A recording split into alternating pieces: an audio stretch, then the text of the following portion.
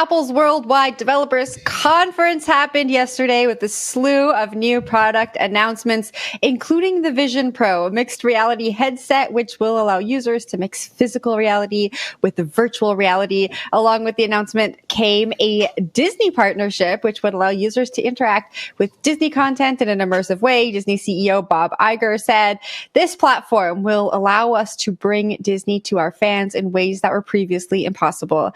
I would just like to say, at one point last year, I said, one day we're going to have the physical world mixed with the digital world. And Will, you rolled your eyes, and I'm pretty sure you said it was a dumb idea.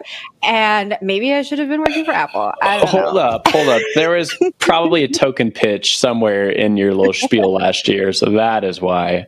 Okay, a little bit different. I don't think there was. I said, there's a future where maybe we're going to be in the metaverse eating a taco, but it's going to feel really real, and it will be IRL as well. Zach, please say something a little smarter. Yeah, I mean, it's the evolution of screens, right? We're going from TVs to our computers to our hands. Now they're just right on our face, right? And I think Apple has the ability to, gin up some appeal, right? Like maybe more so than Facebook. Apple is cool. People love Apple. Those devices are very much in our lives in many ways, shapes, and forms.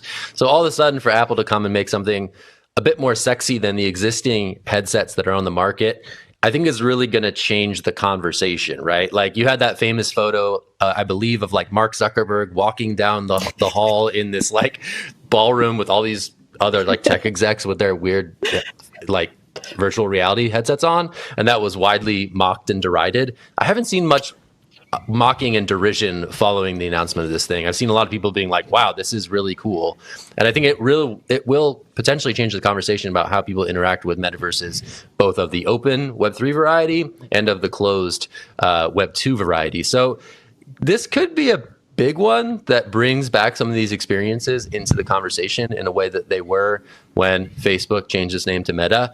And for some reason, people find Apple to be a more credible messenger when it comes to these experiences than Facebook. But I don't know. Will, give me the bearish take on this, because maybe that was like the mixed bullish take, but give me the bearish take for why this is going to fail miserably. There's no token. That's why it's going to fail. I need a token associated with this stuff. No, I actually kind of agree with you, Zach. I'll give like a mixed version again. I think Facebook's launch, it kind of failed because they focused on the game aspect, right? And you had like those dorky videos of Mark Zuckerberg in Metaverse, and he was like an avatar. He didn't really look real, and he was just like, hey, you can do Wii bowling with your friends, but sitting in your living room now. That didn't appeal to very many people. In this version, there's actually the utility. So the video that Apple sort of rolled out actually had some things that are like sort of interesting, right? You put on the headset, you're able to do like your normal day job, but you're also able to interact with your family. So if they threw like a football at you when you're like, working on your laptop or whatever, you can catch it because you can see things. You can still interact with people. The Facebook version of this was completely narcissistic in the sense that you are cut off from all the rest of the world. You are completely focused on whatever Facebook is feeding you. This Apple version has a lot of utility baked into it. I'm able to do things I need to do for work. I'm able to enjoy that part, but I'm also able to interact with other people. And I think that was sort of a sneaky way of making it acceptable in a social setting in a way that the Facebook version was not. Also, I think that the design aspect is really big. Apple's always focused on the design, right? We've even talked about that with that Ledger physical wallet launch a little bit ago, how Ledger went and purchased the designer for the Apple iPod to come in and bring him into the shop so he could design the Ledger wallet. Well, Apple is sort of rolling with that same thing, right? Like they look like ski goggles, but they're a little better than what Meta rolled out. So I think those sort of like edge things do make a product like this very important. Jen, to you.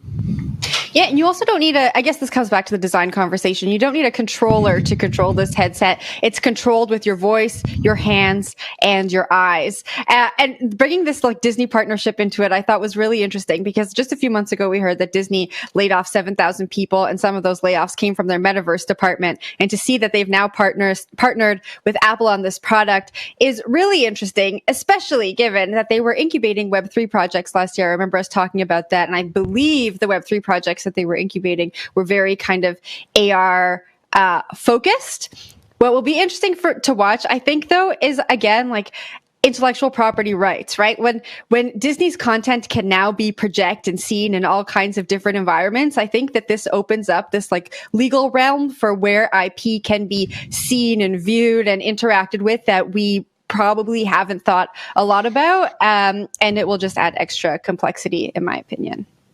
Are you guys going to buy one?